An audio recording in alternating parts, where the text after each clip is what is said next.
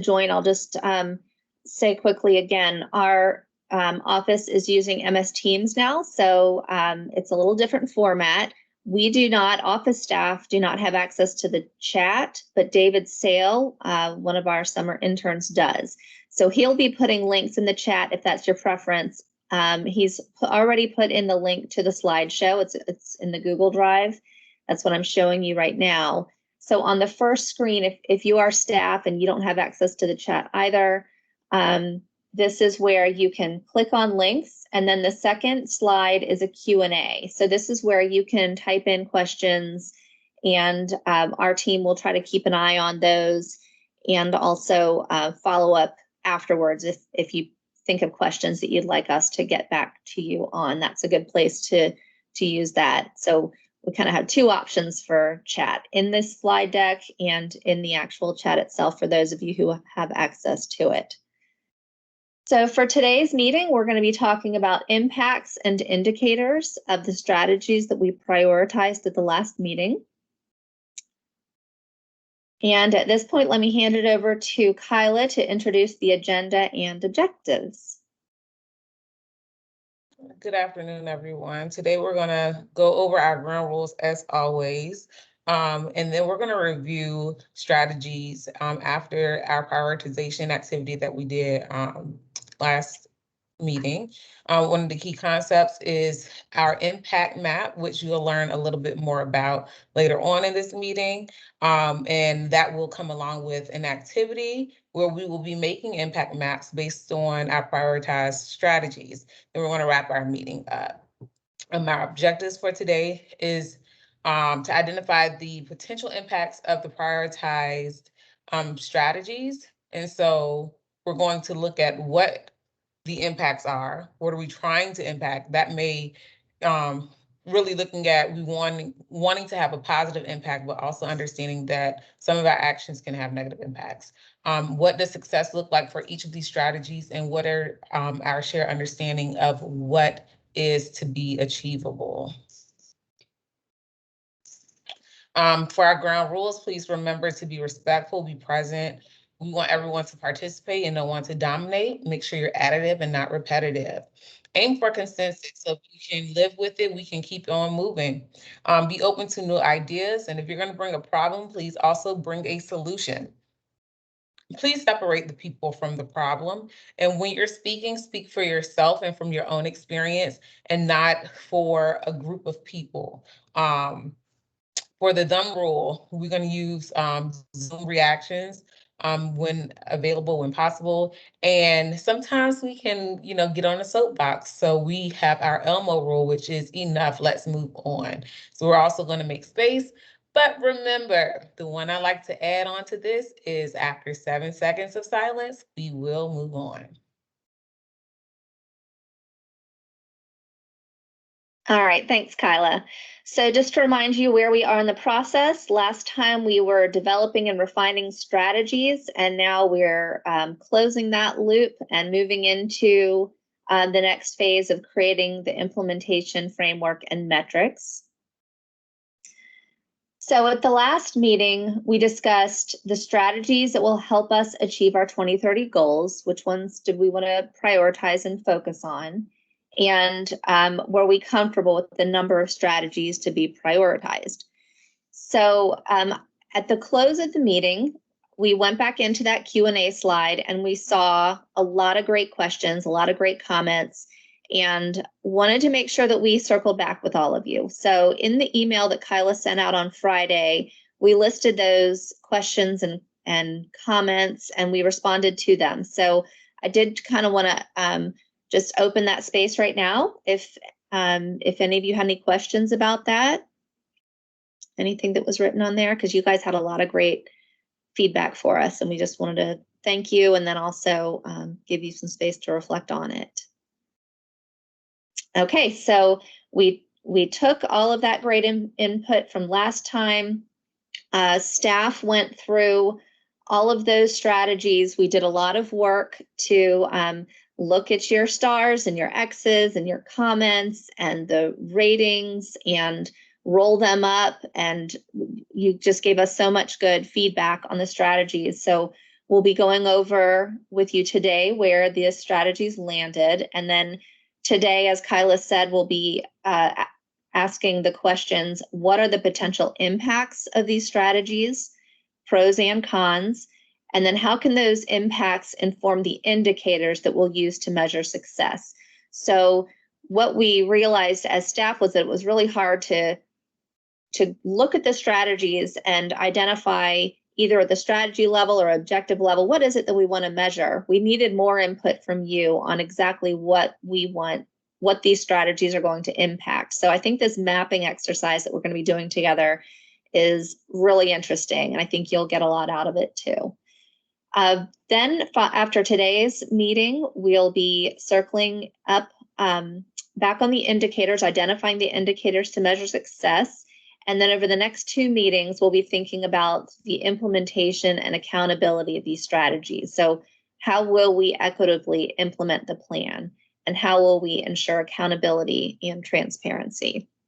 So we've been, just kind of want to reiterate that we have been, there were a lot of questions in that slide, the Q&A slide, about incorporating community feedback and comments. And just want to make sure that that you know that all of the comments that folks made either in the March during the community working group feedback, city staff review period, and then all of the public engagement during April, all of those comments were rolled up into the strategies and are being considered with each step as we move forward. So some of it was brought into what we did last time. Some of it is brought into today to refining the strategies. And then going forward, nothing is lost. All of the comments are being incorporated into each stage of this process. So just to review this draft structure with you all, as you know, we've gone all the way down to the greens. We got through the prioritized strategies last time. What are the strategies that will help us achieve our goals?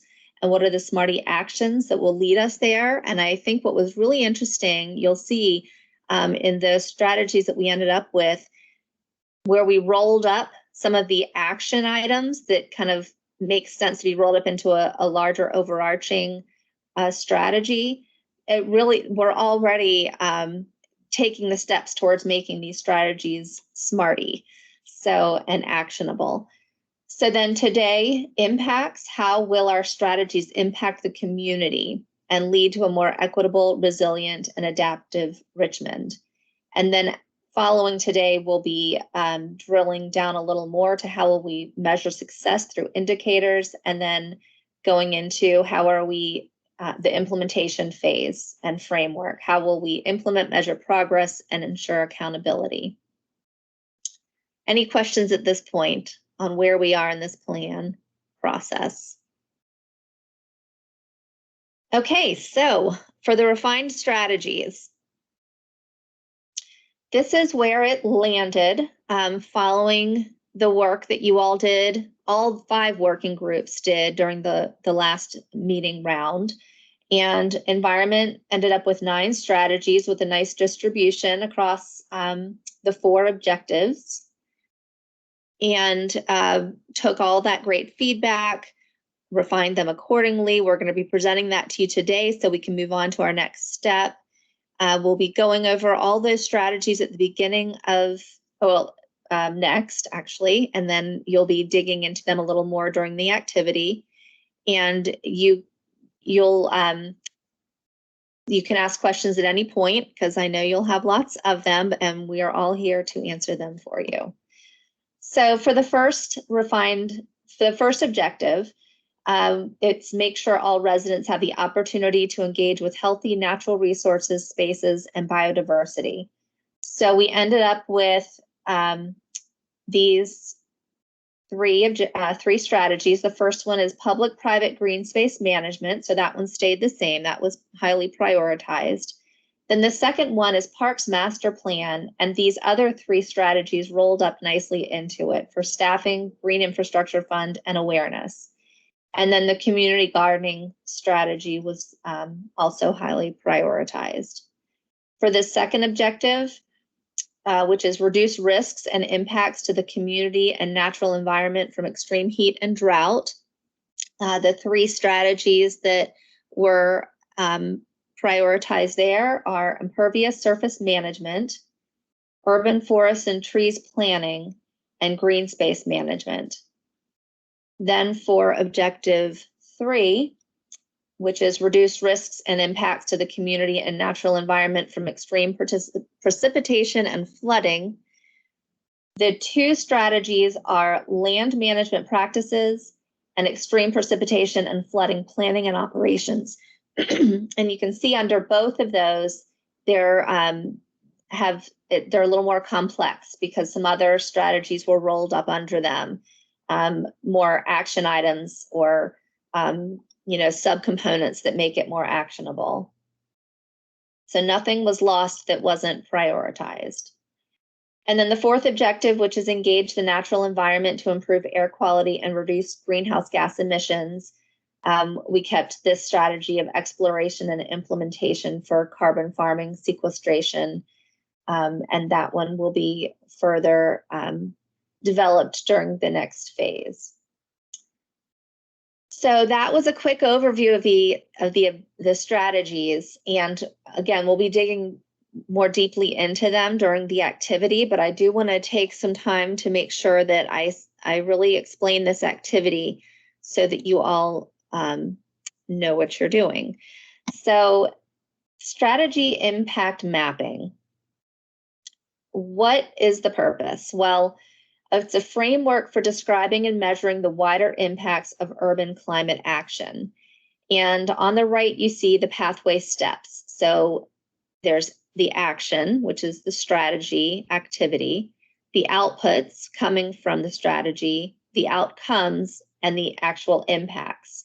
And the reason we're trying to break down each strategy into this pathway is because the strategies produce, as we've been learning all along from the very first meeting, there are so many co-benefits, so many parallels. We spent a lot of time talking about the equity foundations and the community priorities and the equity tool, because we really want to make sure that's centered in our process. And so as we're thinking about impacts, we are centering equity and identifying those benefits that really meet the community priorities. So this is a really powerful tool for helping us to better pull those out and design climate actions that are critical to reducing the barriers to action, making this plan much more sustainable. So the distribution of an impact and whether it is equitable is at the core of this approach. So the example on this slide is that if the net growth in jobs was focused on a part of the population where employment is already high, such as high-skilled workers, but it detracts from those in areas of high unemployment, then this would be an inequitable and possibly damaging strategy. So we want to make sure that when we're looking at the impacts of these strategies, that we're really thinking, thoroughly about these impacts, pros and cons. And a little more background on this framework. In the email that was sent out to you on Friday, there was an attachment with the C40 taxonomy tables. And if you have that available during the activity, that will help you get some reference. It's a good reference tool. But the C40 guide that we learned about this from is an urban climate action impacts framework that was put together by a larger organization. And we thought it would just be really helpful to work through this part of the process. So what the mapping structure looks like is at the top, what they're calling the sector is what we're calling the objective. What they are calling the action is what we're calling the strategy. And then the next levels are the outputs, outcomes, and impacts. And those are measurable variables. As I said earlier, we're going to be looking a little more deeply, what you identify as the outputs, outcomes, and impacts for these strategies will help us to better assess what indicators we can identify to measure the success of the plan. So those are as I said, the potential indicators that we'll be looking, helping us to define the indicators. Oops. And then these are the actual definitions of each layer of the map. So the sector or the objective is the area that of the action or strategy, and then the strategy itself is any policy, program, or investment with the intention to provide a contribution to equitable climate mitigation or adaptation. So then these next three are what you're going to be trying to clarify in your own minds. So the output from the strategy is what a strategy produces, such as a provided service, a facility, infrastructure, or a financial tool. It could be more things than that. It doesn't have to be just one of those, but those are the outputs. So it's what a strategy produces. And then the outcome is the activity that's generated by that output. So, or the change generated, and it's necessary for the intended impact to occur. And then at the end, you're getting to the impacts, which are the medium or long-term effects of the outcome, like reduced traffic congestion or reduced energy bills or reduced ground level ozone. So those are, so that's what you're working towards identifying, is the impacts that are going to meet the greatest, provide the greatest benefit and meet the greatest need. So this is digging a little deeper, giving you more background on impacts and how you're going to be coming up with impacts. You'll be thinking about the different types of impacts. There are social, economic, environmental. We have the 7 community priorities listed here to remind you that it is important that we connect all of our strategies back to our community priorities. And so as you're thinking about the impacts, you want to focus on the ones that are most relevant to our planning process and our community priorities. Again, climate mitigation and flooding and heat, and these 7 listed here, the 7 community priorities, those are really, every strategy could have a million impacts, but we want to make sure that the ones we're landing on are the ones that are most important for the plan. It's a systemic perspective. City life is highly interconnected because, as we all know, the environment and society and the economy all impact each other in complex dynamics. People's health and prosperity are intimately dependent on environmental management and biodiversity. Safety and fairness of jobs enhance physical and mental health.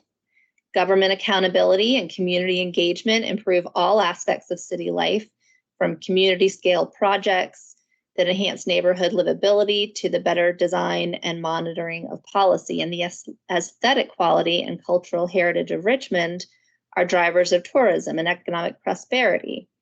Improved equality is directly related to trust, civic participation, social cohesion, and ultimately sustainability. So you'll want to reference that C40 taxonomy guide as a tool during the breakout. And on the right-hand side of this screen is one of the pages. I think there are 5 pages altogether. And this is the environmental impacts, examples of environmental impacts, probably most relevant to this group, but there will be some from all of them, I'm sure.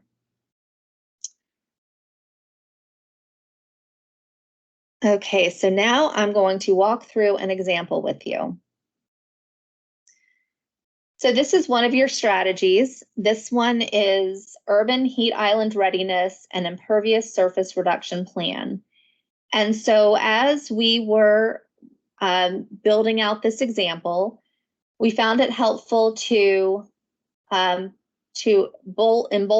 the language in the strategy that we thought was important, either as the strategy or subcomponents of the strategy level. So like I said, the strategies had some components that were rolled up underneath them.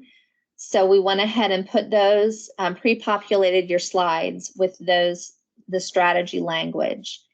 And then I highlighted the focus on vulnerable populations and ecosystems because I felt like that was helping me to really make sure I was, when I was getting towards the impacts, that I was keeping my focus on what you guys identified as the stakeholders here, the vulnerable populations and ecosystems.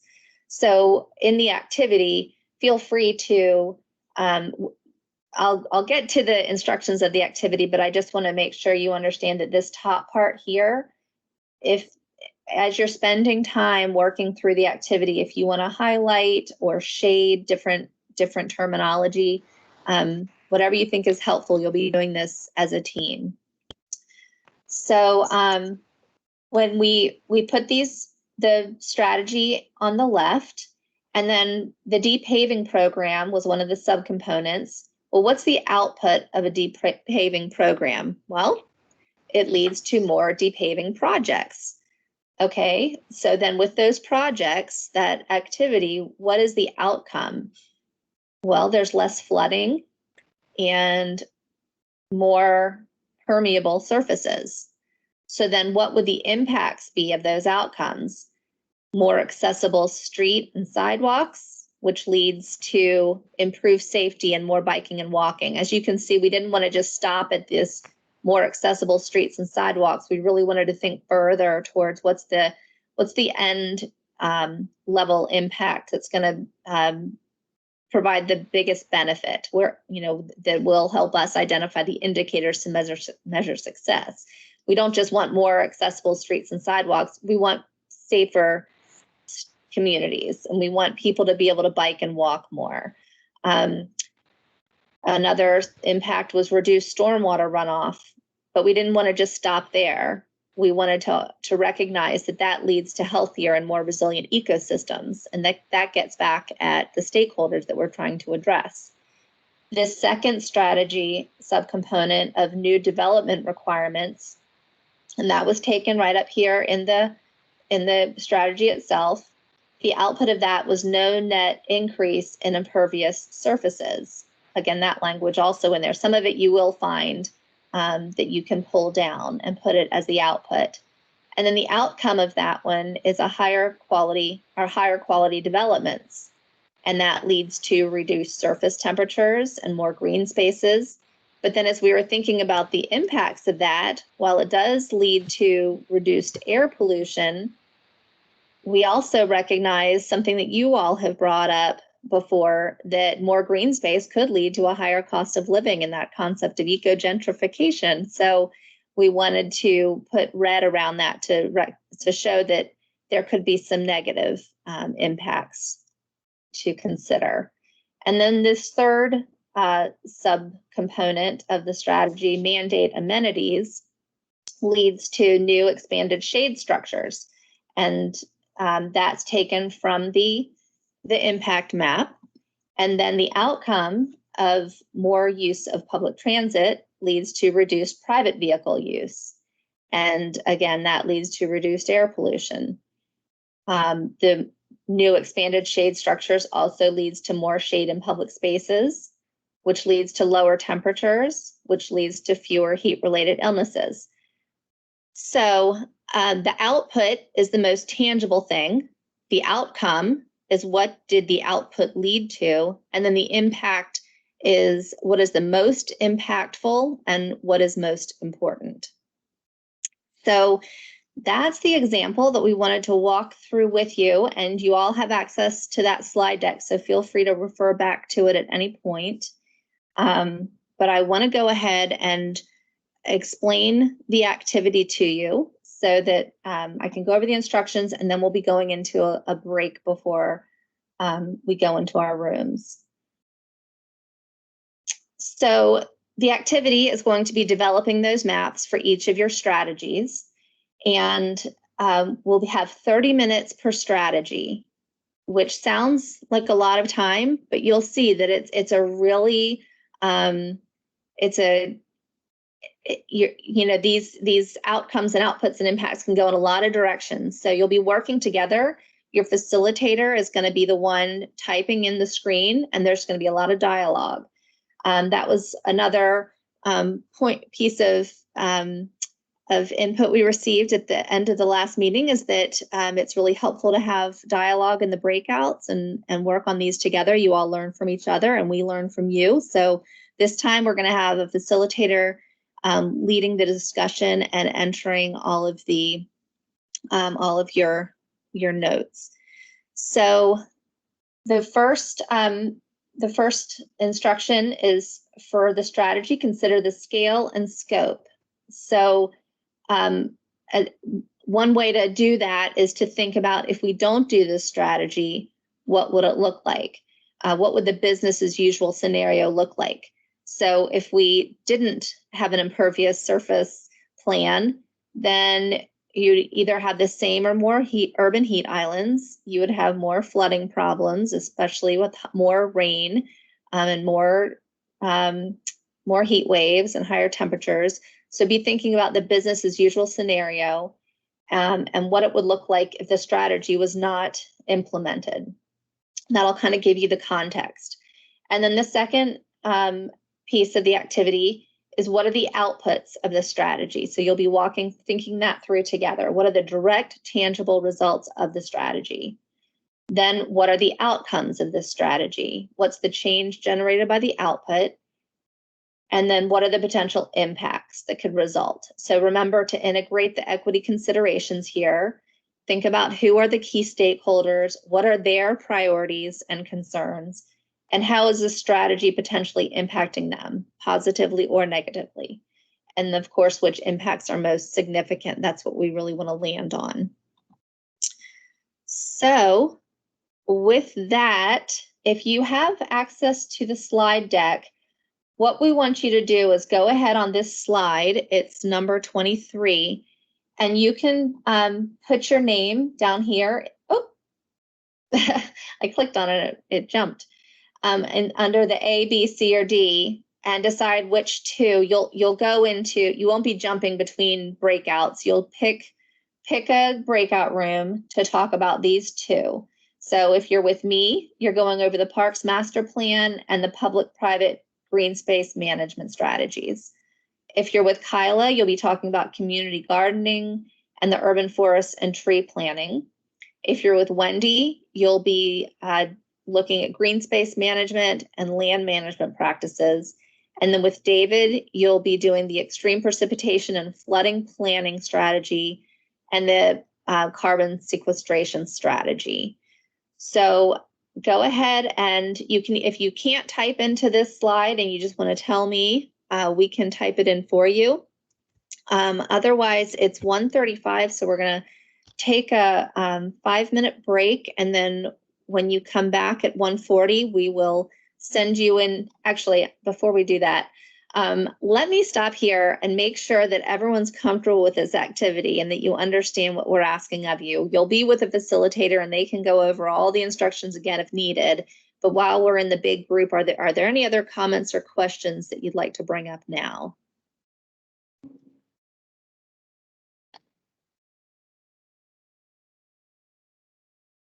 All right, well, going with Kyla's 7-second rule, we will move forward. So at 1:40, we'll come back from the break.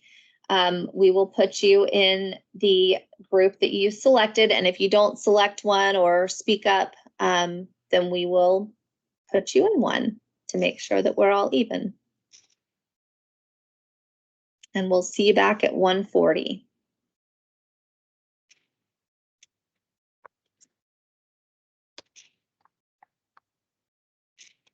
It looks like Janine has her hand raised.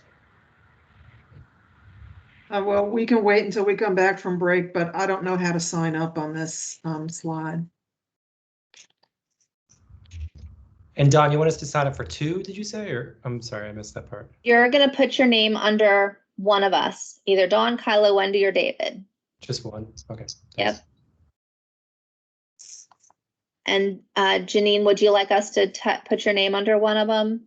Yes, option B. Yeah, maybe someone else should do it because then I click on this, it disappears. This is Monica, also option B, please. Okay.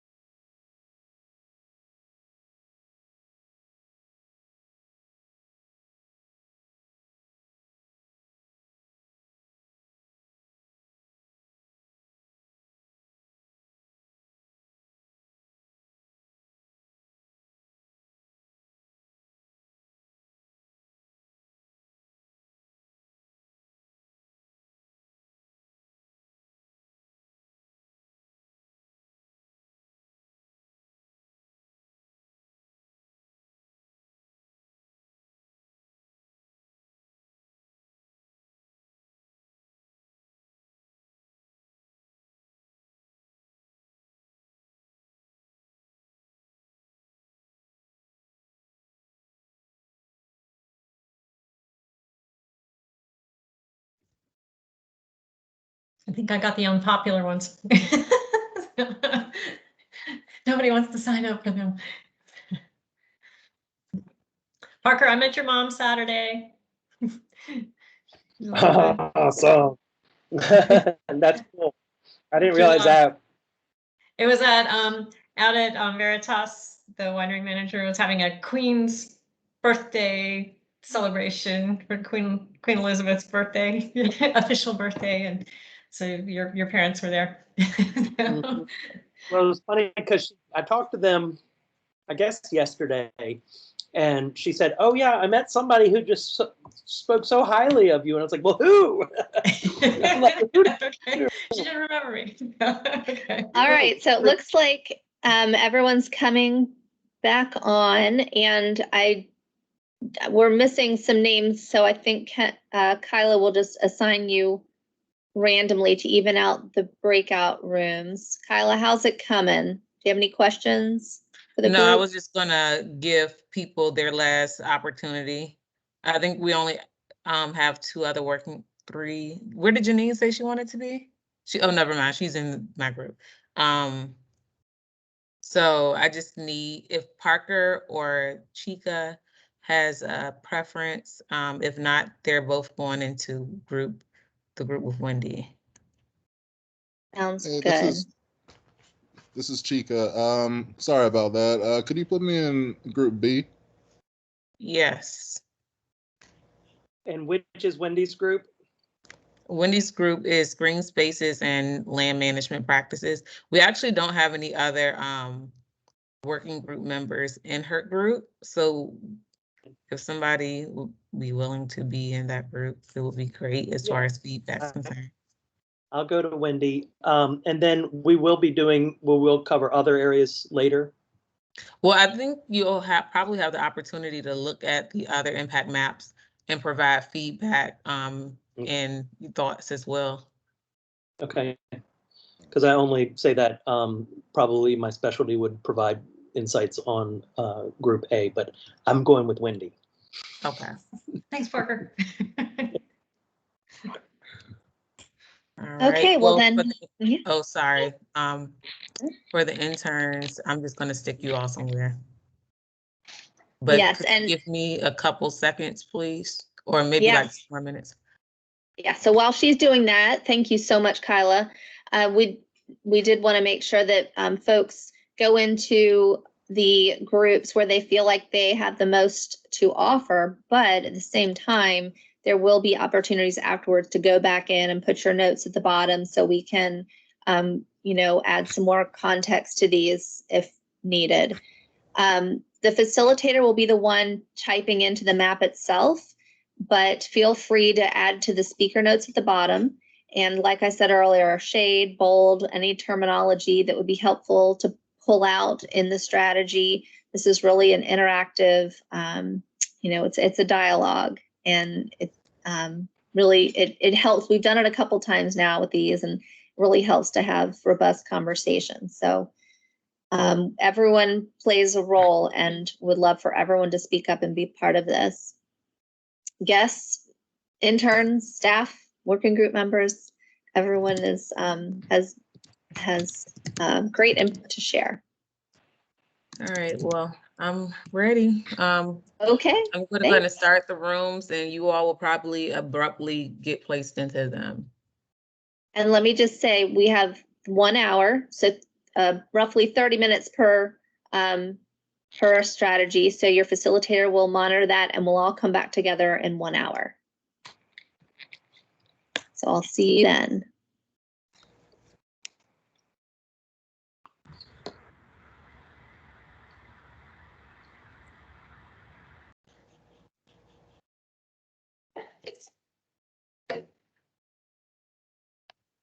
Hello, everybody.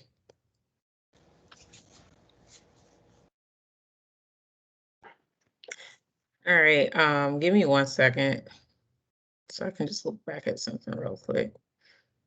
Community gardening and urban forestry.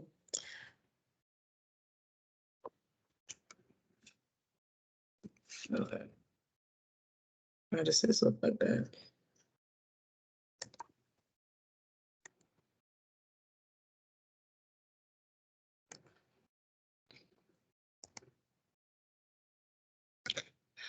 All right, so while we're here, we have the community gardening topic, as well as the urban forestry and tree planting. So we'll start with objective 1, community gardening, which starts on slide 26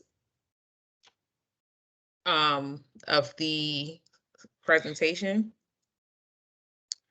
Hold on, let me see something, because I feel like I'm looking at something incorrectly.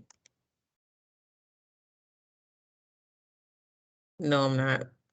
Yeah, forgive me. So yes, it does start on 26, but hold on.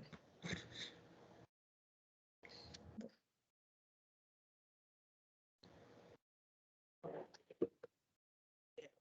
right, so the urban for the strategy, it is to develop, fund, and implement while making visible and accessible an urban agricultural program that partners with food justice community organizations and includes an apprenticeship training program, identify changes needed in the community gardening ordinance for sales and increase funding for staff, maintenance, and materials, incentivize owners and multifamily dwellings to remove barriers to individuals growing their own food and allow universal access to community gardening and composting, encourage cultivation of native plants.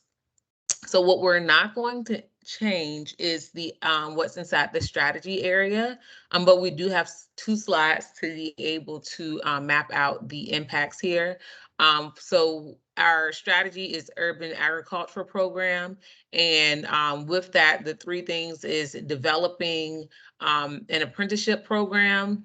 What I would like to do, well, I'll just go through these first. The next one is to develop partnerships with food justice organizations. And then the third is to change community gardening ordinances. Those are the 3 things that were pulled out of this strategy. Personally, I would like to focus, if there's going to be a discussion, I would like to focus on one of these strategy buckets at a time so that I can type these things in for you all, unless you all don't mind just taking pauses in between so I can make sure I'm capturing everything that is being said.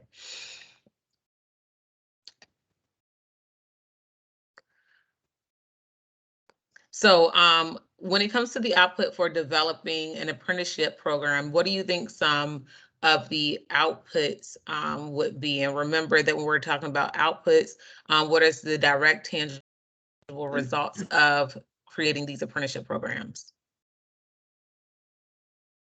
What does the apprentice do? What does a community garden apprentice function as? What do they do? I think that would be something that would have to be defined in order for us. I don't think that we would, me personally, am not creating the definition or job task of what that apprentice would be doing. But it might be based on the actual organization that is establishing it and what their needs are. Well, so I do have a question. When we say apprentice, are we imagining that they're going to be paid? I would hope so. Otherwise, okay. Well, yeah, I mean, you know, like I want to pay them too. It's yeah. just, you know, sometimes you have to kind of say Put it clearly and in there. plainly that they will be paid. Would you like me to add that and like just highlight the word paid apprenticeship training program? Yeah, Okay. I think that would be. Yeah, and apprenticeship programs would be dependent kind of on the partnerships, I would think.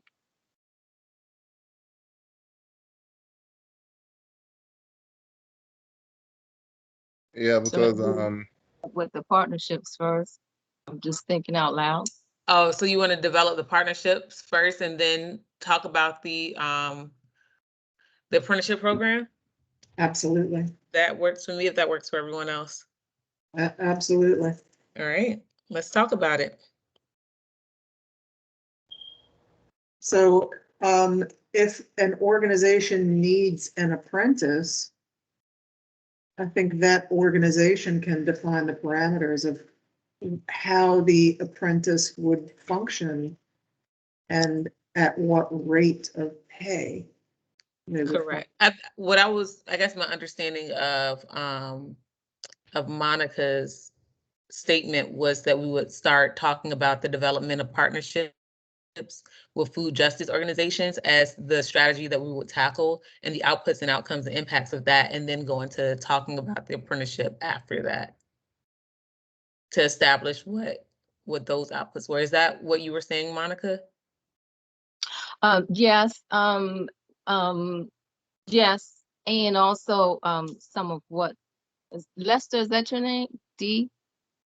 Yeah, some of what she was saying as well. I think it's different layers, but one of the questions that one of the things that I'd like to see in terms of outcomes is that there are more partnerships. So we have some partnerships, but and they do operate in so-called vulnerable communities. But I think there's opportunities to develop within vulnerable communities more partnerships. So so in other words, I think we have a number of organizations that do a lot of great work. I think they could be expanded. Okay. So are you saying in the output of developing partnership, the expansion of existing partnerships, is that what you're going for? Yeah. Okay. Yes. Well, so and to piggyback, one thing to keep in mind is You're breaking up. populations of people. Can you hear me? I can hear you now, yes. Oh, yeah, you have different organizations that serve different populations of people. You have some organizations that serve younger people. You have some organizations that serve elderly, some who serve returning citizens, ex-offenders. You have some who serve people who have handicaps. So I think also when we're thinking about partnerships, we think about the populations that these organizations serve as well. And perhaps with that in mind, we can, when we say apprenticeship, it's probably not going to be a one size fits all option. So we also want to make sure that we're agile enough to adjust to the different needs of the different partner organizations. Okay. So what I have down, and just let me know if you all are okay with this, under the development of partnerships with food organizations, I have as an output the expansion and diversification of existing partnerships. Or maybe creation and expansion. I like expansion and diversification. I think that's summarize it. Or maybe creation, expansion, and diversification.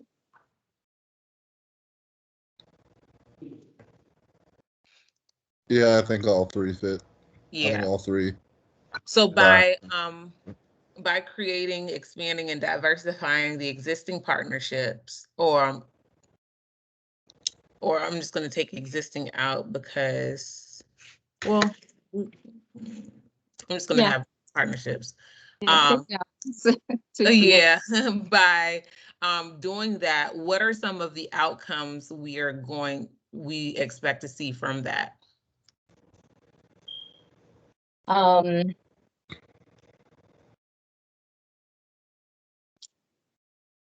Well, so I think just going back to what I was saying earlier, I think part of it depends on the population that's being served.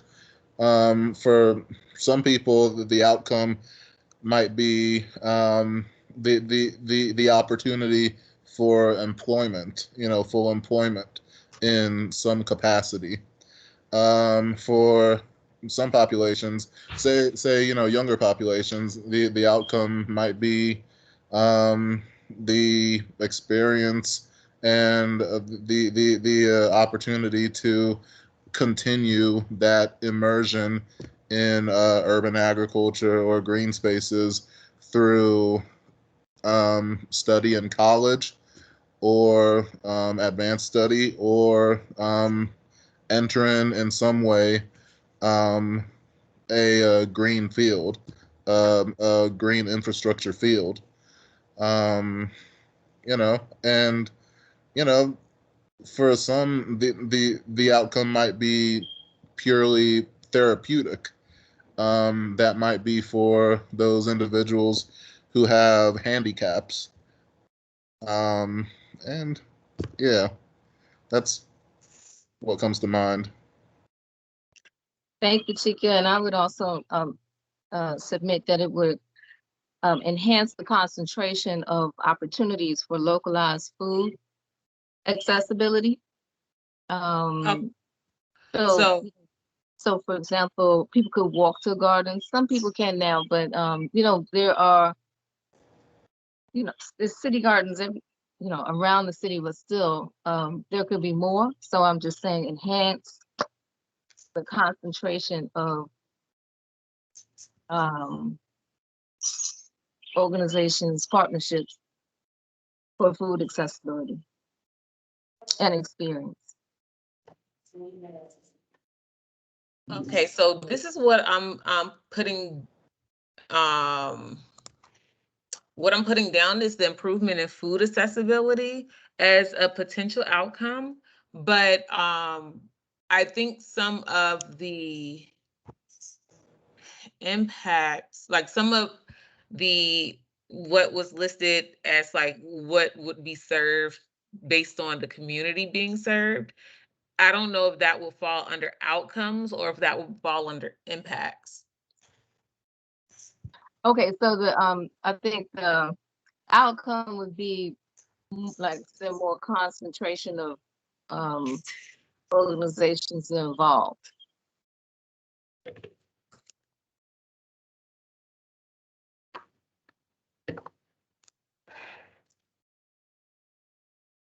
That makes sense, you know.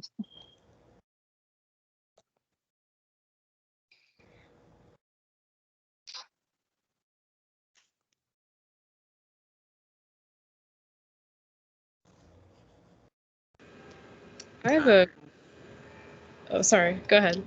No, go ahead, you're fine. Oh, I just have a quick question. Like, is there like a list of the specific partnerships that are already existing? And like, I'm new to this, so I'm just curious who we're already working with. I don't own one for the city. I don't know that that our office actually has one on hand, but I mean, I think that's something that's later on down the line of like identifying the actual current organizations. That's more so with implementing all of this stuff. That might be listed as an outcome in terms of, I mean, an output is to identify the partners. Because, you know, for example, the city, you know where the city gardens are, but what other organizations are connected with that network that's in a public place? So in doing that, I put as the output another term of identification, creation, expansion, and diversification of partnerships. Is that okay?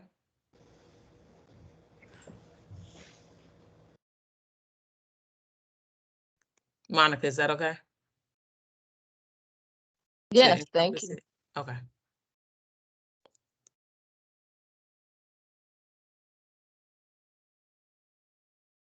So by enhancing the concentration of organizations involved in providing food services, that may be the actual individuals that are participating in providing, you know, in the actual partnerships and then the community that is benefiting from it. What are some of the impacts that you believe we will see in this process?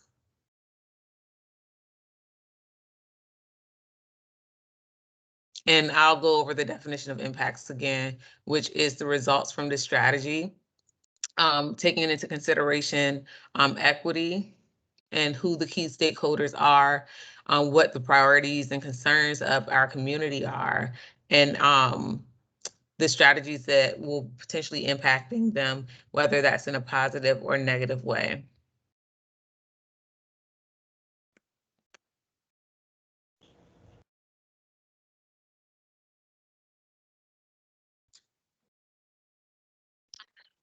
Community connectivity with food sources and awareness of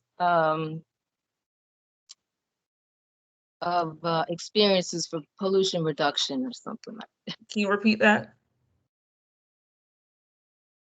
Community awareness of, I forget what I said that fast.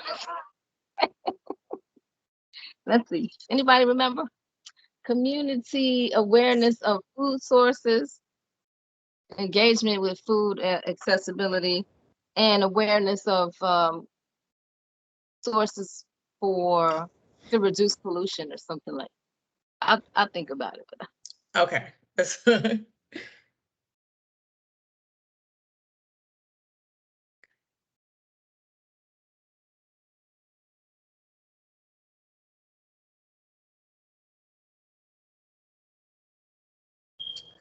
So I just received a request because there's only one working group member within the group about, let me pull it up, about green spaces and land management practices. Is there a working group member, one of the three that are here, that would be willing to go over into that group? You will, Monica? All right, thank you.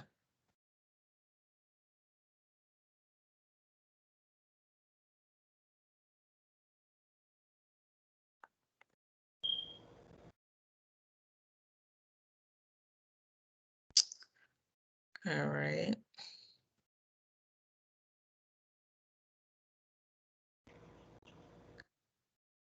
So then there were 4. All right, going back. So we have as an impact, we have community awareness as an overarching impact.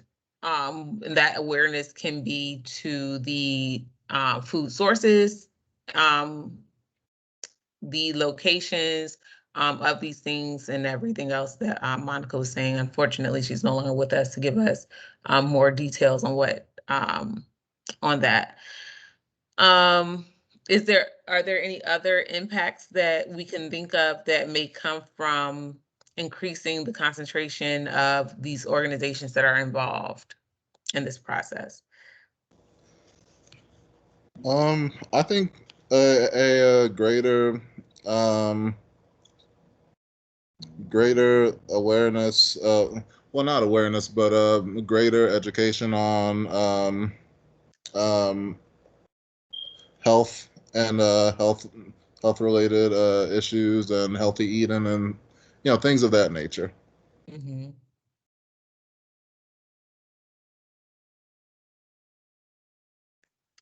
Mm-hmm.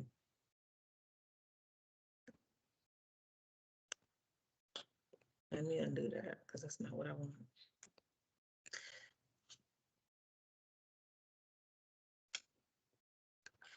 All right, so what I'm going to do is just put education. Hi, Jeremy. How are you? Good, thanks. Sorry for being late. I apologize. No, you're fine. Completely okay. Before I force you to stay with me, I'll give you some other options for working for breakout rooms. So there's a parks master plan and public-private green space management as a group you could go into. We're discussing community gardens and urban forest and tree planting in this group. And then in the other group, we have green space management and land management practices. And then the last group, we have extreme precipitation, flooding planning, and exploration of implementation such as carbon sequestration. Do you have a preference of which group you would like to be in? Just to minimize my disruption, as I've already done in this group, why don't I just hang out with all of you and I'll just catch up on your conversation. I would love to have you here, Jeremy. Wonderful. Nice shirt, by the way. Thank you. All right, so just as a little background about what we're doing an impact map for various strategies. I guess the top ones that were chosen. And so we have the strategies that are going to remain solid, but what we're discussing is the outputs of those strategies, and we're referring to the outputs. We're looking at the tangible results that will come from the strategies, and then we're mapping out the outcomes of those outputs. So we're trying to figure out what change is going to be generated by the output, and then identifying the positive and negative impacts of whatever that outcome is. And sometimes the negative impact could be negative in the sense of an equity sense. And so it may be a positive thing for a certain community, but have a negative impact on another community. So we're trying to take that into consideration, and taking into consideration our stakeholders and what the overall priorities and concerns are that will best serve the city of Richmond and community members. So right now we're going over the development of partnerships with food justice organizations. And so far we mapped out that one of the outputs will be to identify, create, expand, and diversify partnerships.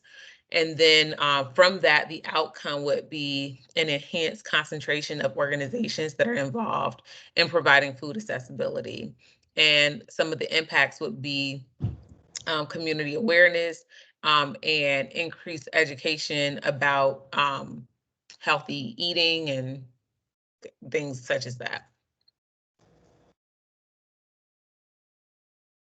You have any questions for me? No, I don't think so.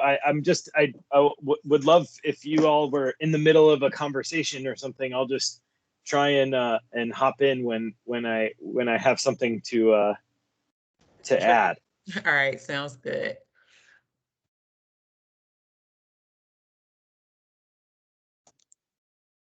All right. So,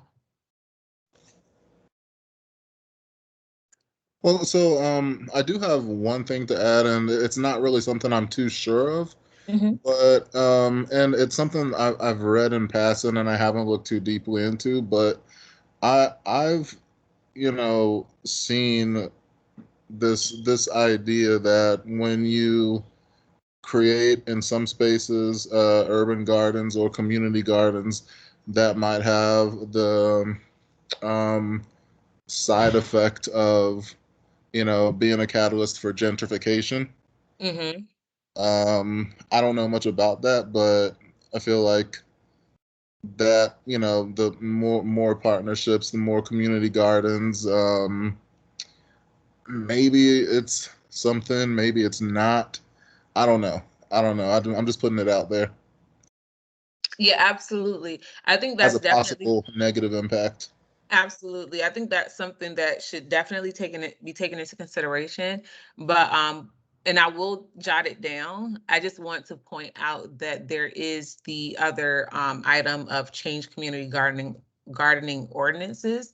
And so maybe within those ordinances, there's some form of statement that will prevent the actual gentrification. But I would still put it into our impact map as if we don't take it into consideration, it may fall on the wayside and have negative impacts. Okay.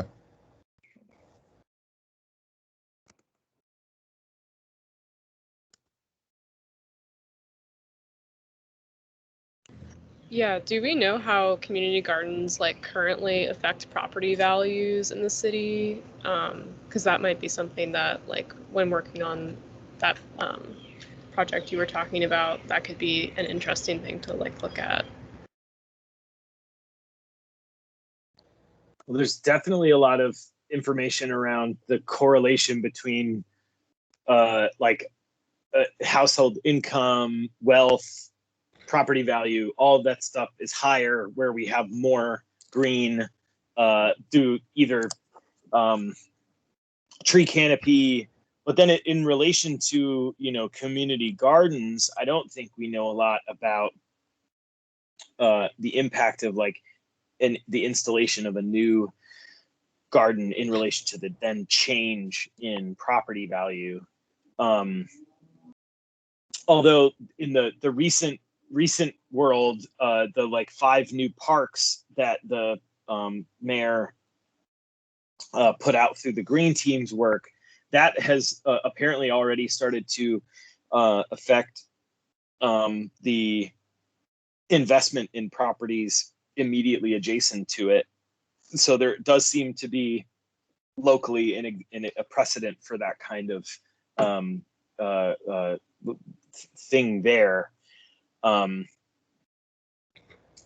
But yeah, I don't think that'll actually be an interesting research question we can ask with the new census data, which is a really good thing to potentially see if we can assess. It's a really good idea, Maeve, basically.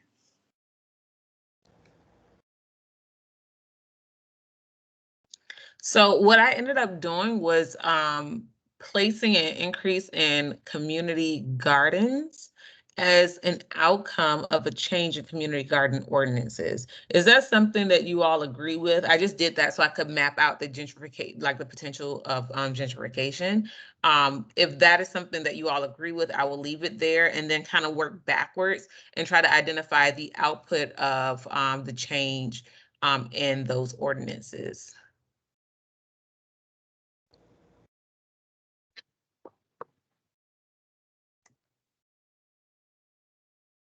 I just don't know a lot about community gardens.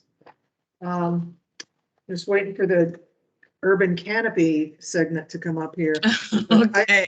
I certainly haven't seen any research specific to whether urban food forests or urban gardens, community gardens lead to gentrification or affect property values in any way. I haven't seen any kind of research on that, but nor have I been looking.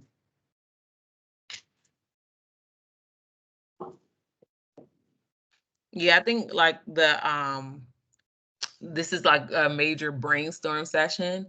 And so we're really trying to take into consideration what the possibilities are, even if it's not fully backed by research, but just to take it into consideration so we can look into it prior to making decisions that could have negative impacts.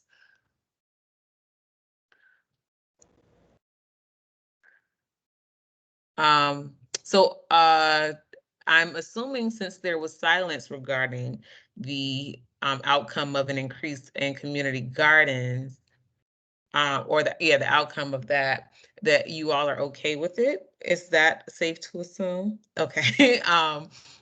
Because I'm actually back and forth between looking at your faces and the actual slide. So, so I would like to go into the outputs of a change in ordinances. And just as a reminder, our outputs is any direct, tangible result of changing ordinances related to community gardens.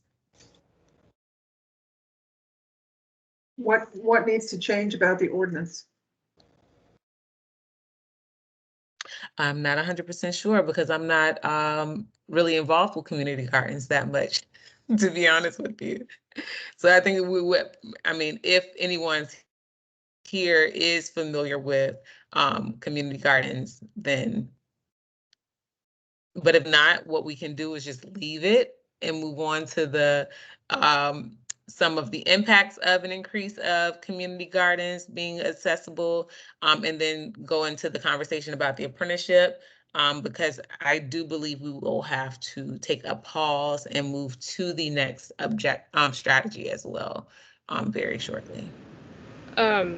Really quickly, someone good to contact who I know does know a lot about like community gardening in Richmond is Duran Chavez.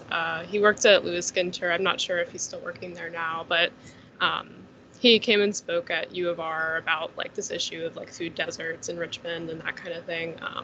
And he was very well informed and has a lot of experience, so he might be a good person to like reach out to for partnerships and stuff. Absolutely.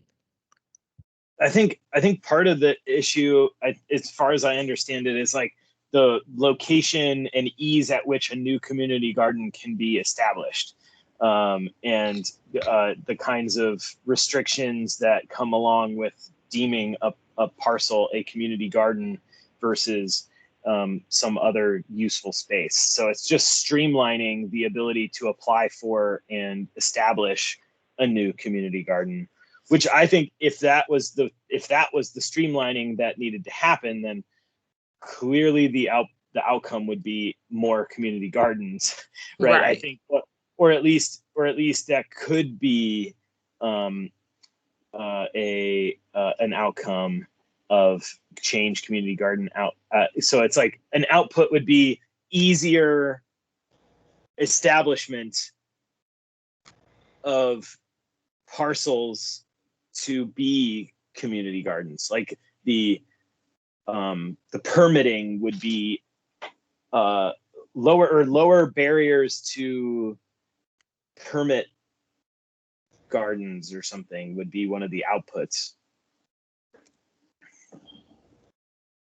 And I think also on that note, I'm not sure if this fits perfectly, but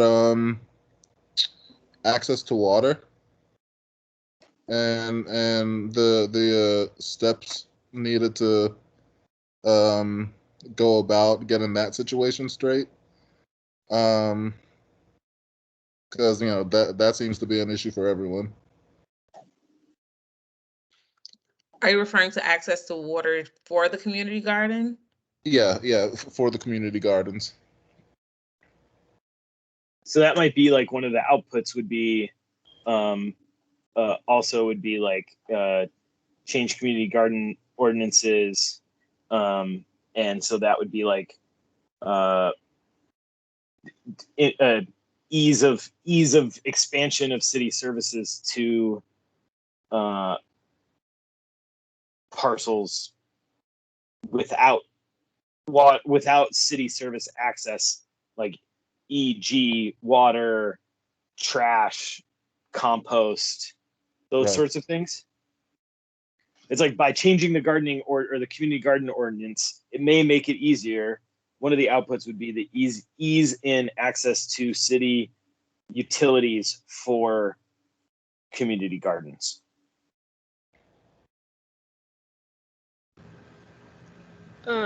I also don't know how like maintenance and management currently plays into like the ordinances for community gardens, but that could be something interesting to look at. Like if we're talking about community partnerships and that sort of thing, like are there currently requirements of how it has to be maintained for it to be considered a community garden? And my other question is like, I think that's where like making sure that we have really strong partnerships would be important, because I know the issue with community gardens sometimes is that they just kind of, you know, if no one's in charge of actually taking care of it and like planting and harvesting things and finding a way to give that harvest back to the community, it can kind of just like fall apart pretty quickly. So like, how does that work currently, and how could that be changed to make sure there's like kind of that reliability that somebody's going to be working on that, which could go with the apprenticeship stuff too, maybe.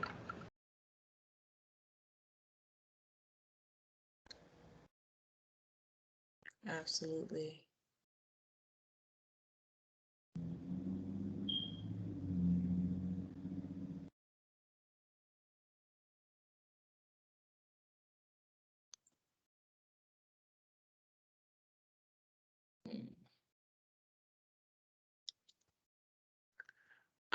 I do want to put some more positive impacts of increasing community gardens within the city. I do know that that does provide some food access.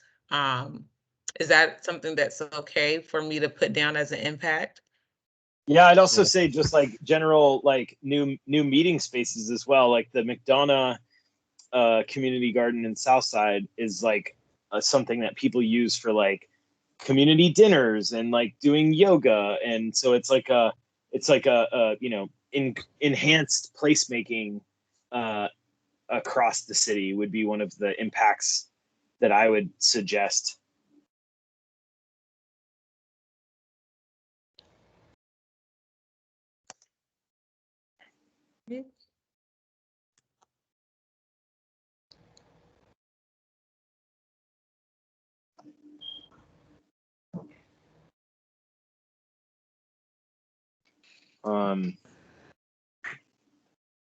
Yeah, because community gardens are also kind of parks in a sense. It's like increase walkability to usable green space, or enhance walkability. Because while it's not necessarily a park in the sense of like it doesn't have a splash pad for little kids, it is a place to go potentially sit down and be around nature.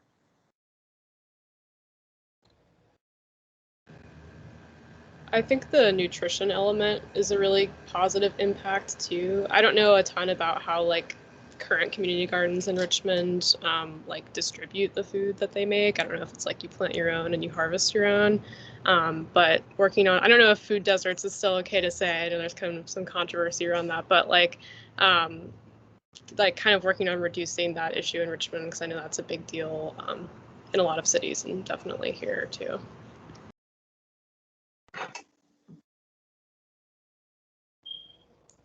I think along that note, you know, physical activity, you know, more physical activity. So I guess that could be like health and physical activity. I'm gonna put that over here.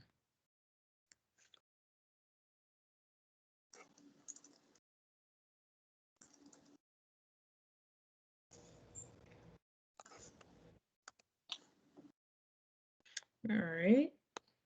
And trying to think of like in the sense of like uh,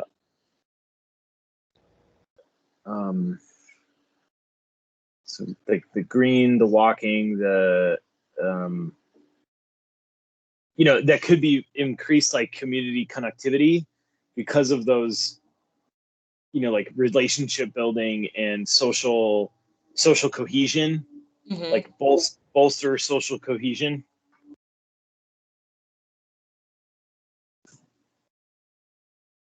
Sense of community. Yeah.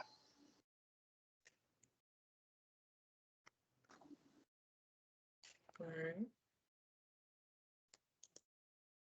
I have seen that research, so we know that works. I'd be curious to learn more about how it this kind of goes with that whole question that I just don't know a ton about, but like how food is distributed, but it could be an interesting thing to see like how local businesses could be a part of that too. Like if there's a way to have like reduced fresh produce in like, I don't know, like kind of corner stores and that sort of thing that normally don't have that. That could be an interesting thing to look at from like a, supporting local businesses element.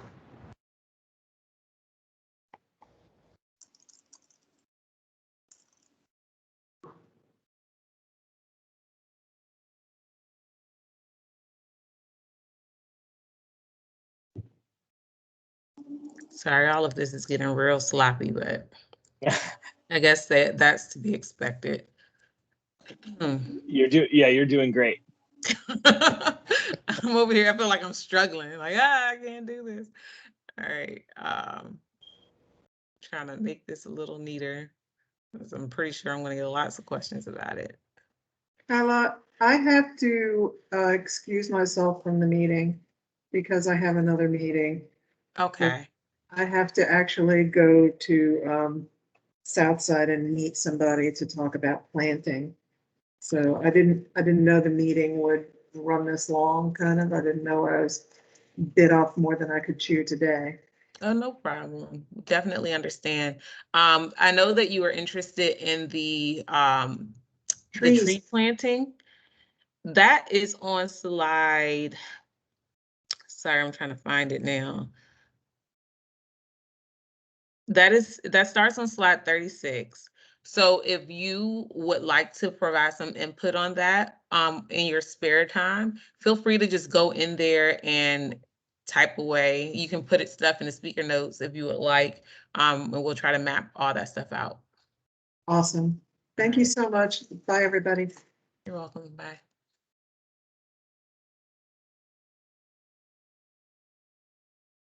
Yeah, it really seems like time flies by when you're going through this thought process, because we actually still have not fully gone through ours, and we still need to be able to discuss the outputs, outcomes, and impacts of the apprenticeship program, and then move on to the urban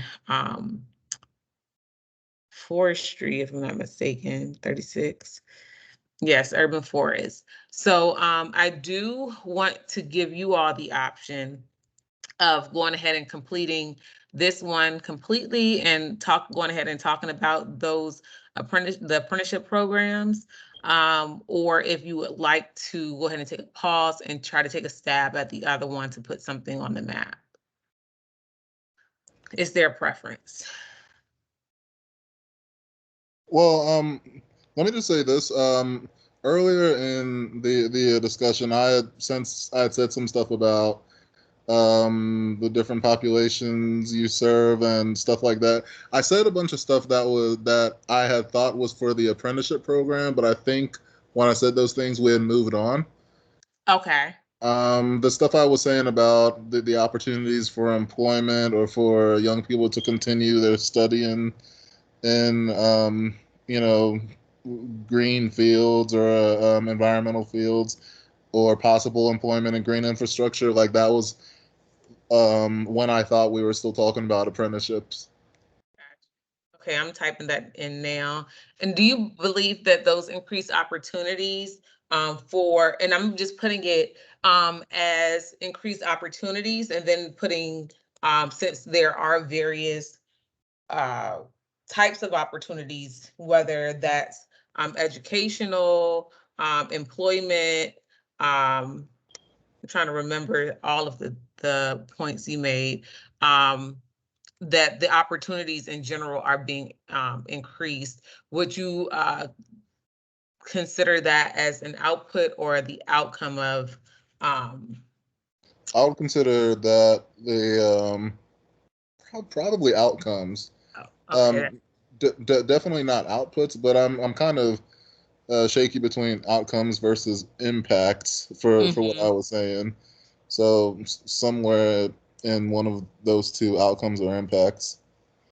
Well, I think I'm going to put it in outcomes, because I feel like one of the impacts of, increased education and employment opportunities could be community wealth as an overall impact. Oh yeah. That makes a lot more sense. I'd also mentioned therapeutic outcomes for people who may have some sort of handicap or disability.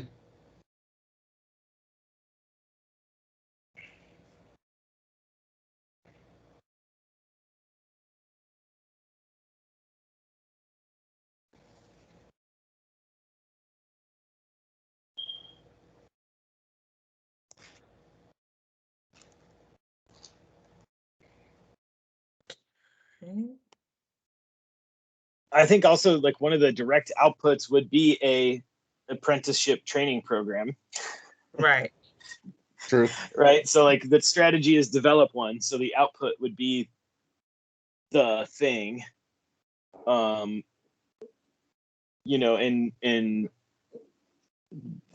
with the idea being like at least a pilot or develop, or like an paid apprenticeship program. Excuse me, with opportunity for tweaking and refining.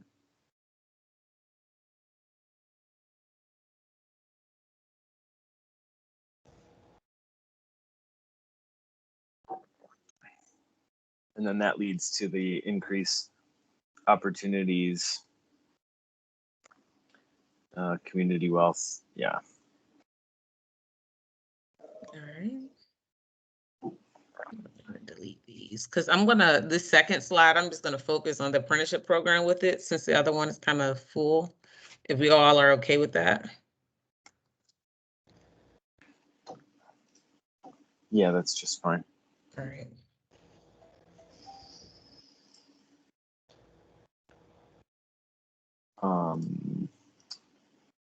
Outcomes.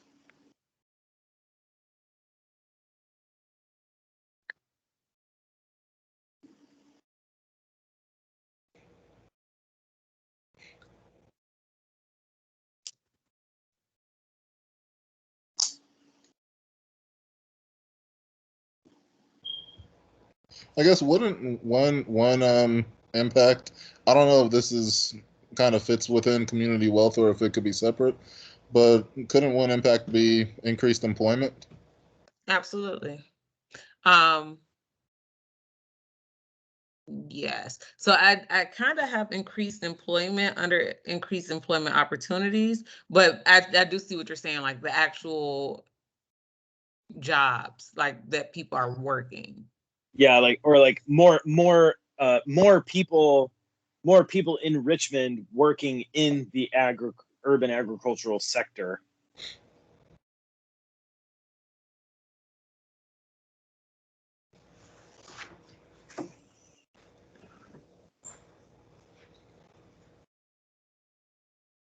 And for younger people who are involved, you'd have increased interest and involvement in green fields, green and STEM.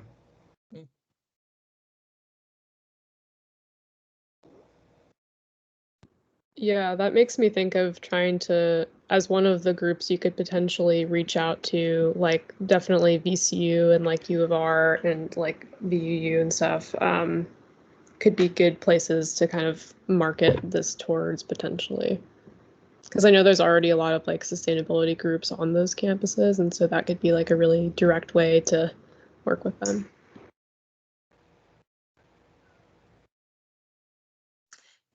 I think in that you know, with those partnerships that are already existing, that kind of like falls into developing partnerships with organizations that may not already have some of these things. Especially when you're considering like the equity portion of it, like what the types of people that are in these organizations, and if we're creating community gardens in a very equitable way, possibly having people that represent a community. Like when I say that,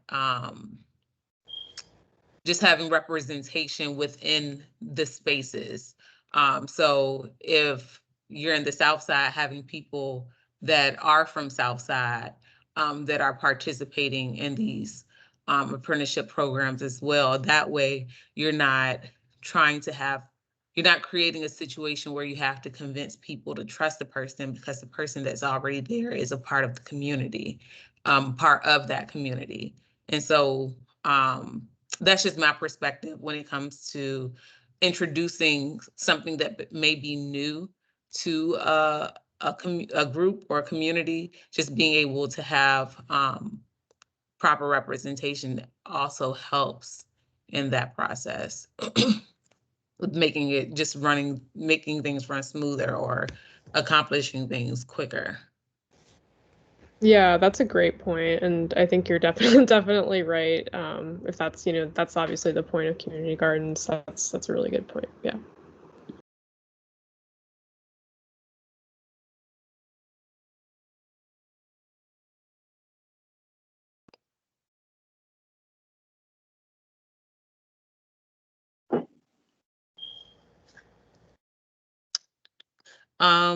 For the therapeutic opportunities for people with disabilities, as an outcome, what do you think one of the impacts would be? Would, you know, quality of life would be, increased quality of life would be impact? I'd also think that like it's in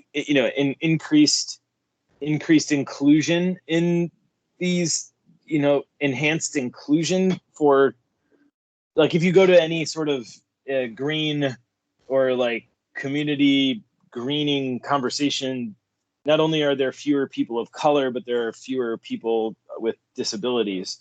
So it's almost like an impact would be more inclusive green community would seem an impact that one would see from that.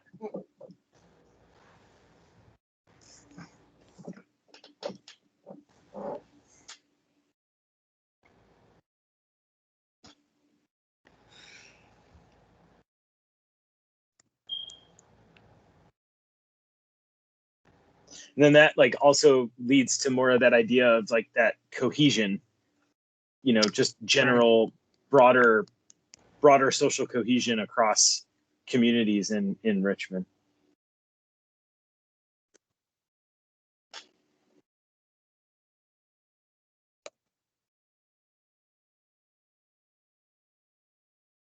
Right.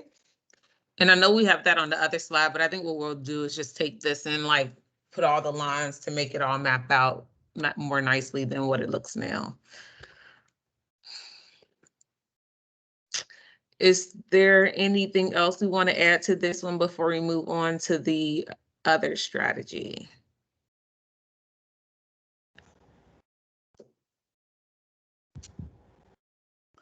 I think to have an adequate conversation about the next one, we should switch over. Okay. All right. I do want to say thank you to everyone for your input on this. I think we had a rocky start, but I think this was a really good conversation overall. I think, just trying to figure out which topics to discuss initially to get our brains going was definitely beneficial. So I would like to, take the things that we learned from our discussion here and take it on to our discussion about the urban forest and tree planting. So under the strategy, we have an increased capacity, which include budget and staff for resilience initiatives. We want to adopt a tree program to have that established or to establish that program, and then targeted tree planting programs. Does anybody want me to read the entire strategy? Those were the three main buckets that came out of this strategy. What slide are we on again in the deck? Slide 36. Thank you. And like one of the things that I feel like we learned from the other conversation was identifying the topic that kind of branches out into the other two topics or the other two buckets. So if we would want to start, if there's one that you all would like to start with to discuss the outputs, outcomes, and impacts, I am more than open to starting with that particular topic.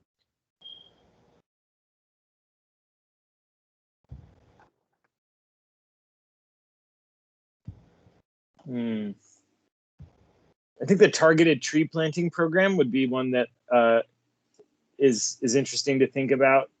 Is like, the output being some sort of like neighborhood specific prioritization plan, or neighborhood scale tree inventory. And like specific prioritization plan and tree inventory.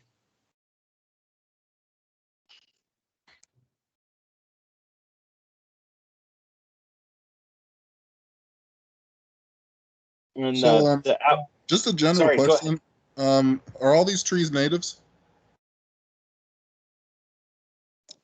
Or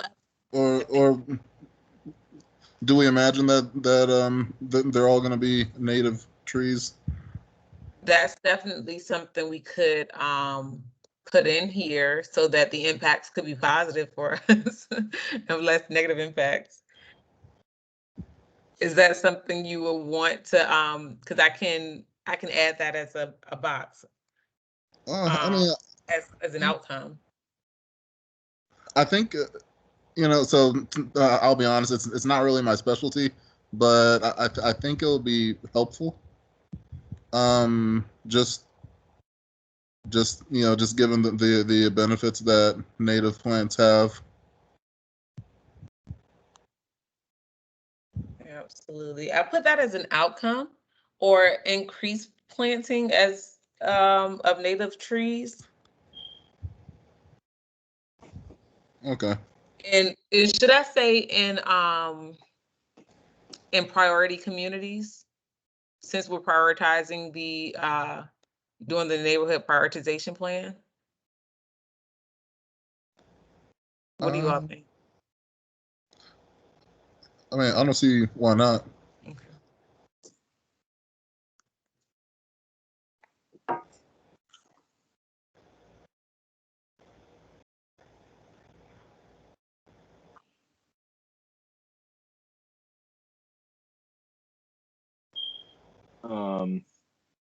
I'd say like the impacts of that is like increased enhanced ecosystem services from native tree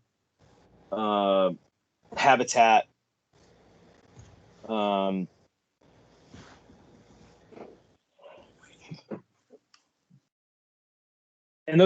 what's hard is that ecosystem services, like that's like everything, including the heat island, including the stormwater, including the habitat, including the all of the things that trees do. So it's like it's hard because we don't necessarily everyone have that same kind of like shared dictionary around it, but right. I'd say like shade equity would be another impact. It'd be one of the things that like is clearly based on where you are. I know a lot about how many trees there are, and by doing this neighborhood prioritization, you get increased tree related shade in priority neighborhoods.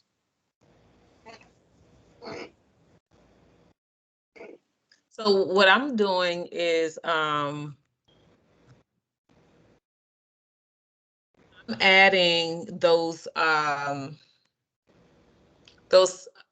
topics that you spoke out under enhanced ecosystem services as individual impacts, but then I'm going to put an arrow going to that enhanced ecosystem service as the big umbrella. Is that okay? Yeah, I think that should be cool. Okay. And then I'm actually, because every time I think about trees, I think about water quality. So I'm gonna I'm gonna jot that down. That's actually my passion. So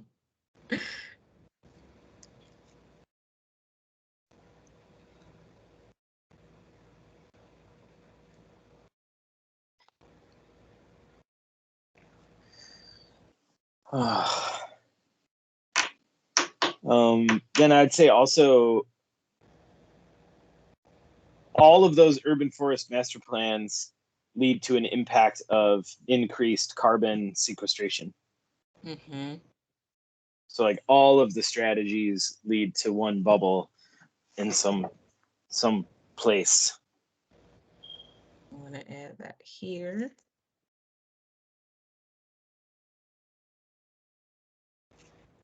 Increase carbon sequestration.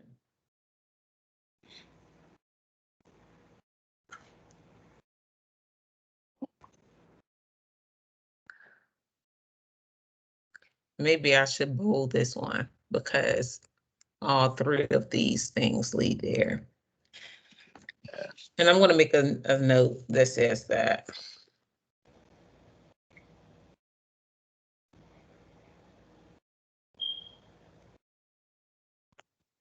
All right. And again, this isn't something that we have to, get all down today. So if we want to move on to one of the other strategies, we can.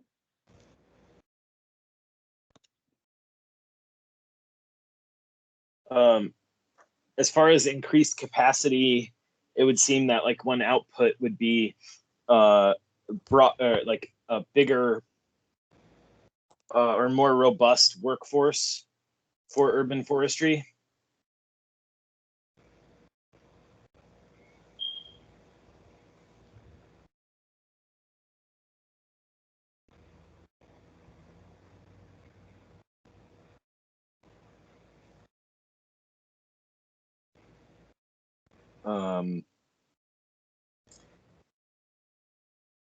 Outcomes would be like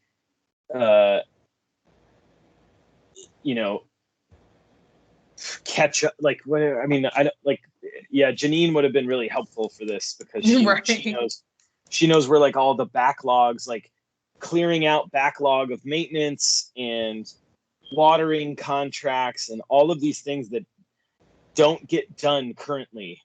Mm-hmm. So to encompass all of that, upkeep or maintenance of like existing urban forest. Yeah, like adequate maintenance of existing urban forest. Which is sad to know that we need an increased capacity to even start getting back to like an adequate minimum level of maintenance. Right. Let alone increase beyond that to do new things. Right. That's tough. I'm like just kind of like laughing in my head because like the adequate maintenance of existing urban forest, one of the impacts is actually having a tree inventory. Yeah. Which is actually the output of the other the other strategy. Yeah. Well, that one maybe like the increased capacity needs to come first. and then we can get all this. Then we can get all this other stuff done adequately. So I'm going to actually put the having updated and maintained tree inventory. That way, when we map this out, we could potentially see how the strategies implementing one strategy impacts the other one. And so that they may not be able to happen all at the same time. Just for the office's visuals. Yeah.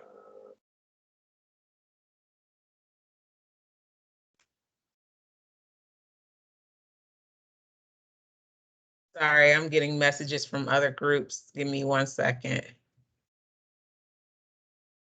Well, I just realized that it is time for me to close our discussion.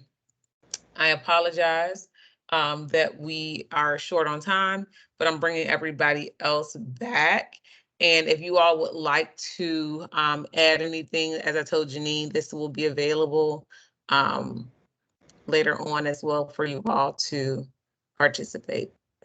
Thank you for facilitating. No problem. Thank you for participating, everybody. Appreciate it.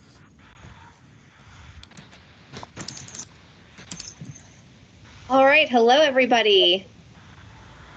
So let me hear your thoughts and feedback.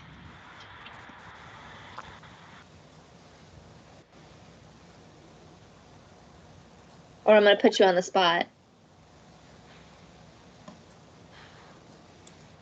Well, I had the dynamic duo of Shelly and Christina, and we had a lot of fun, I think. It was a great brainstorming activity. What are some takeaways that people got out of that? What was interesting to you, and did you find it helpful? I think we found that if like we don't have any personal experience with one of the topics, it's hard to figure out what maybe the long-term outcomes and impacts are of any one of the strategies. So like specifically with community gardens, none of the people really in our group were totally aware of like the ordinance issues with urban gardens, so we couldn't really decide beyond like there will be new ordinances, it would be one of the outcomes. So that's a bit of a sticking point, is just like our own professional or personal awareness of the background of that particular strategy is hard. Mm-hmm. Yeah, great point. Yeah, and it would be really helpful. Any comments, if you want to put them on that slide too, any that kind of feedback. And then also in the speaker notes on any slides, if you have any specific questions or your group identified something that should be looked into deeper by someone who does know more about it, then that'll kind of point us in that direction. What are some other takeaways?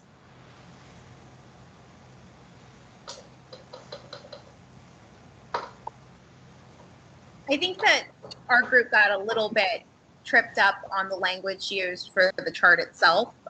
Personally, I found the flow chart to be kind of frustrating to work with because I didn't entirely understand the best way to, what information was being sought for each of these and what to put in. But I know that the goal was to get us to do the impacts. That's what you said you wanted us focused on. And so I tried to just focus my attention there. But it almost, to me, I feel like it would have been easier to focus on those impacts if the outputs and outcomes had already been listed out, just because I didn't entirely understand either the science or the strategy well enough to do that piece of the puzzle.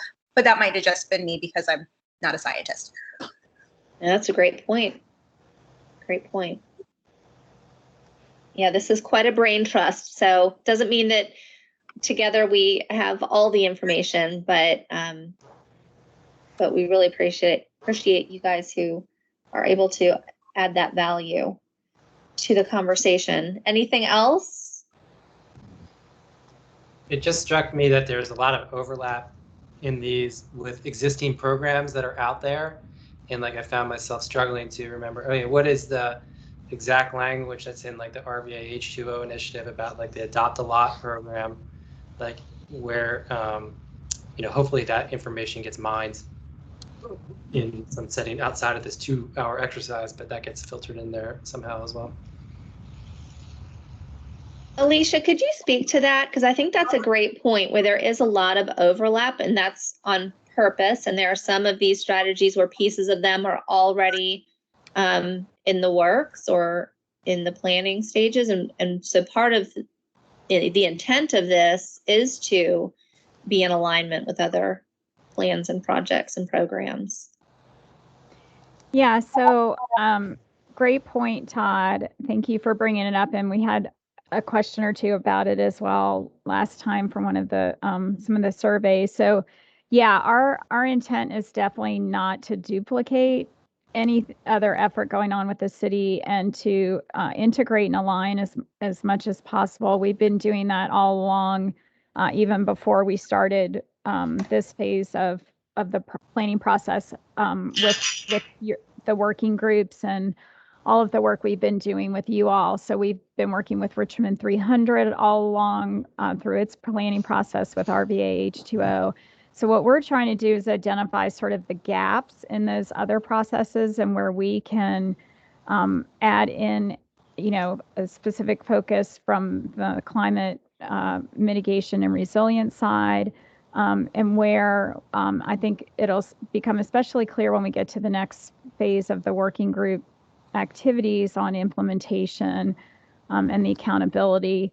So where things either haven't been addressed in Richmond 300 or RVH2O or otherwise, so where those gaps are and therefore where we can specifically carve out the strategies for implementation in RVAgreen 2050.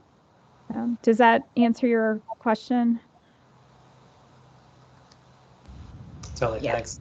Yeah, and please let us know. We try as best as possible to keep up with our colleagues internally at the city, and but we don't know everything by any stretch of the imagination. So if some of you are working very closely with some of those other initiatives and efforts, so please let us know when you see something in things here in RVAgreen 2050 that we either don't have or are missing or might not have accurate. So we are always open for from input from you all. So thank you. I did have one question for the group. Just wanted to ask how the time allotted that you all had to work on the mapping was a half an hour per objective too much, enough? If you had like 20 minutes per objective or per strategy, sorry, would that have been enough? If you could, anybody want to give us any feedback on the amount of time you had, that would be really helpful for us. Felt like the right amount of time to me. I'd say no more than 30 minutes, but 20 might have been feasible. Thank you. Excellent. Well, thank you very much, everyone. The next meeting for this group is going to be July 12th at 1 p.m. and we'll be going over the implementation and accountability. And I've gone over some general reflections, but I also want to let you know that this slide deck will remain open for the rest of the week. So feel free to go back in and add any comments. If you start having lots of ideas rather than making all the changes on the map itself, maybe we can schedule a one-on-one, or you can email me or Kyla or anyone on our team. You can always put the notes in the speaker notes at the bottom if you just wanted to kind of add some more thoughts to it. But all of your feedback is what makes these strategies better and better as we go. So thank you for everything. Thank you for your valuable time. Can't thank you enough. There's a feedback survey link on the first slide and in the chat. So we want to hear your comments so we can continue to get better each time and answer them as best as we can. If you have any updates or upcoming events or resources, feel free to put them in the chat or slide 1 or 2 for links and Q&A. Otherwise, thank you again for your time, and I'll stay on for a few minutes if you want to ask me any questions. Otherwise, have a great rest of your day.